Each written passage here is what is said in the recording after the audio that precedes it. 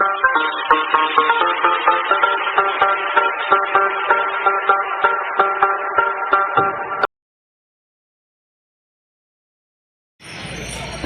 hello, mabuhay. Welcome to my vlog.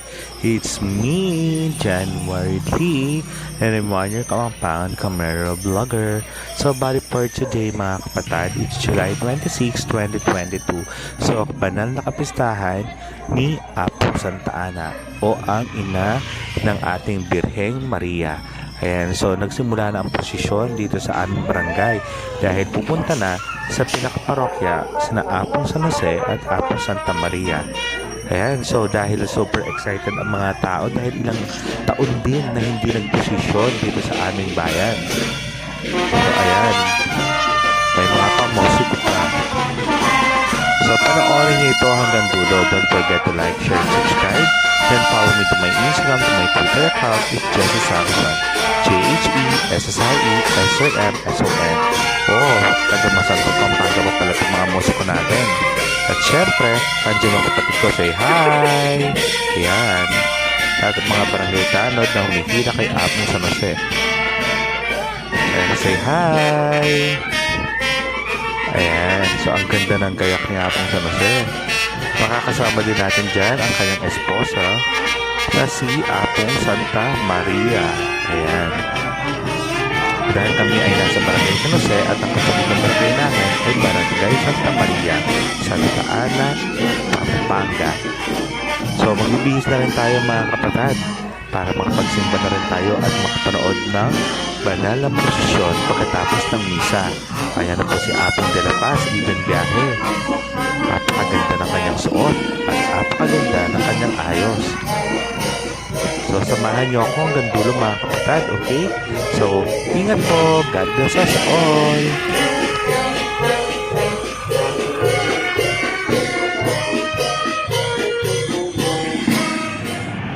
Ayan, so nandito na tayo sa harap ng simbahan ng Santa Ana. Ay, may mga nagtitinda ng mga damit ng poon, mga poon, at syempre meron ditong mga bracelet at kung ano-ano pa. Ayan, so nandito rin yung mga nagtitinda ng kandila at mga kakandila. So, ayan pa, ang dami kanila. So, ilan naramdam mo talaga ang banal na kapistahan. Fiestang Balen 2022. Ayan, so ito po ang aming simbahan ng Santa Ana, Pampanga. So, samahan nyo ako mga kapatid. Ayan, so kahit ko rin kayo na mag-subscribe sa aking isa pang YouTube channel. Walang iba kundi ang It's Me, January Lee. Ayan. At syempre, follow nyo rin ako sa aking TikTok account, January Lee. Ayan, so pupunta tayo ngayon sa loob ng gym para makita natin yung mga nandoon na naghihintay ng mga puon ng iba't ibang barangay dito sa Santa Ana, Pampanga. So, ang mga barangay dito sa Santa Ana, Pampanga ay ang pangalan ay mga puon o mga santo tulad ng Barangay Santa Maria, San Joaquin, San Rosario, San Agustin, at kung ano-ano pa. Ayan, so papakita ko sila mamaya sa inyo. So, simulan na natin kay Apong Santiago. Ayan, so prutas ang kanyang tema. Napakaganda. Ayan, si Apong Santiago. At may barangay yan dito sa amin sa Santa Ana. Ang Barangay Santiago, Santa Ana, Pampanga. At ngayon naman ay ang aming patron na si Apong San Jose. Ayan, dahil kami ay nakatira sa Barangay San Jose. Ang ganda rin ng kanyang suot. At ngayon, ito naman si Apong San Joaquin. Ayan. Ito ang replika ni Apong San Joaquin. At pangatlo naman ay ang si Apong San Nicolas. Ayan. So, si Apong San Nicolas, patron ng Barangay San Nicolas, Santa Ana, Pampanga. Ito naman, Barrio San Juan o Barangay San Juan. At ang patron nila ay si Apong San Juan. Ayan.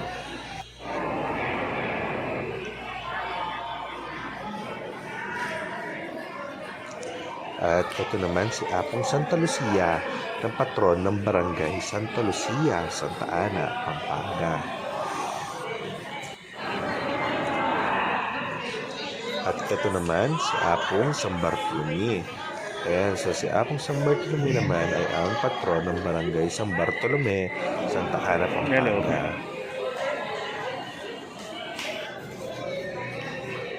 At ito naman ang Nuestra Señora de la Paz y Bimbiyahe ng Barangay Santa Maria, Santa Ana, Pampanga.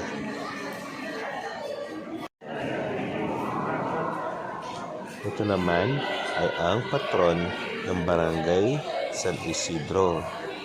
Ayan, si Apong San Isidro Labrador.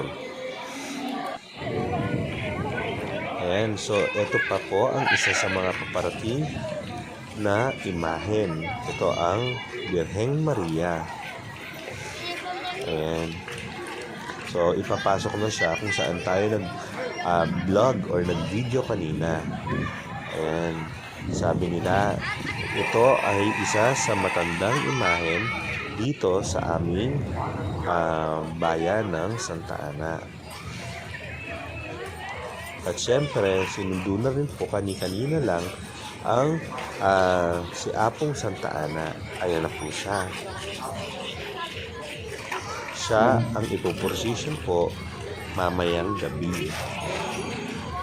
Pagkatapos ng misa, ayan si Apong Santa Ana. Si Apong Santa Ana, sa mga hindi nakakaalam, siya ang magulang o inay ng ating Birheng Maria. At ang kanyang esposo ay si Apong San Joaquin.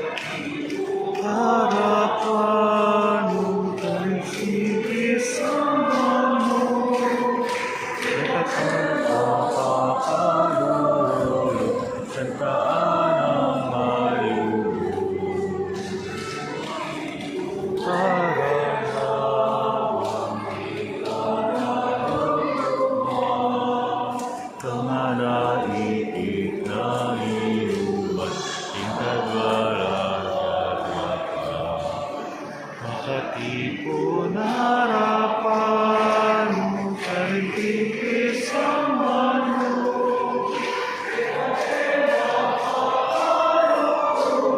sandaan ang mayugo.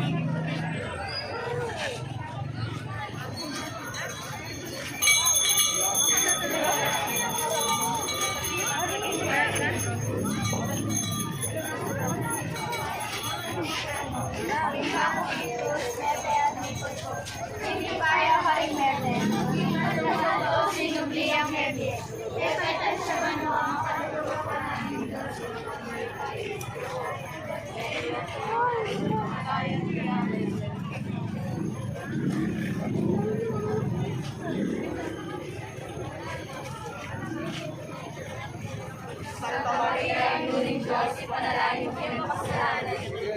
Figuras din kamatayan ni Apo Maria.